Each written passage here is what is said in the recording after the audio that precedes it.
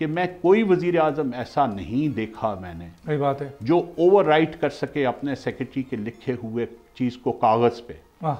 کاغذ پہ جی دیکھیے یہ اخلاقی جرت ہونا بہت، اور یہ ایکسپیکٹ کیا، یہ کسی کی کوئی ایسی خوبی نہیں ہے جس کا ڈھنڈورا پیٹا جائے. سول سرونٹ سے یہ ایکسپیکٹیشن ہوتی ہے کہ وہ ہمیشہ درست. لیکن اگر سیکرٹری یا پرنسپل سیکرٹری ہی کرائم کی طرف لے جانا چاہے، کرپشن کی طرف لے جانا تو چاہے، وزیر اعظم کو یہ کہتے ہوئے شرم آنی چاہیے، یا وزیر کو یہ کہتے ہوئے شرم آنی چاہیے کہ میرے سیکرٹری نے مجھ سے کرپشن کرائی ہے. اس کا مطلب یہ ہے کہ وہ اتنا نااہل تھا کہ اسے نہ وزیر اعظم ہونا چاہیے تھا اور نہ اسے وزیر ہونا چاہیے تھا.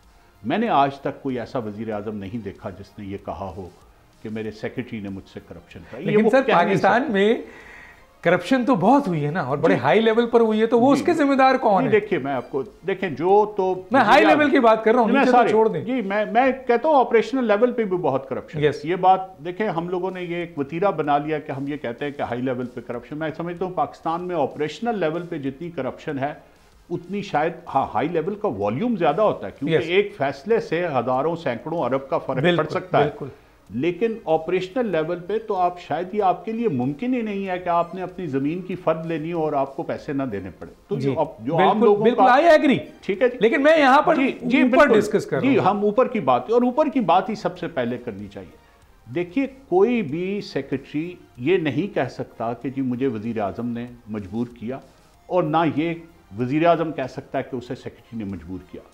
کرپشن کیسے ہوتی ہے؟ دیکھیں آج پاکستان، میں نے پہلے بھی یہ کہا، آج پھر کہہ رہا ہوں کہ آج پاکستان میں تمام لوگ مل کے یہ فیصلہ کر لیں، تمام ادارے، تمام لوگ، تمام صاحب اقتدار یا جو نہیں بھی ہیں اقتدار میں، وہ یہ فیصلہ کر لیں کہ ہم نے پچھلے 77 سال کا تعین کرنا ہے کہ کرپشن کتنی ہوئی، کہاں ہوئی اور کیسے ہوئی.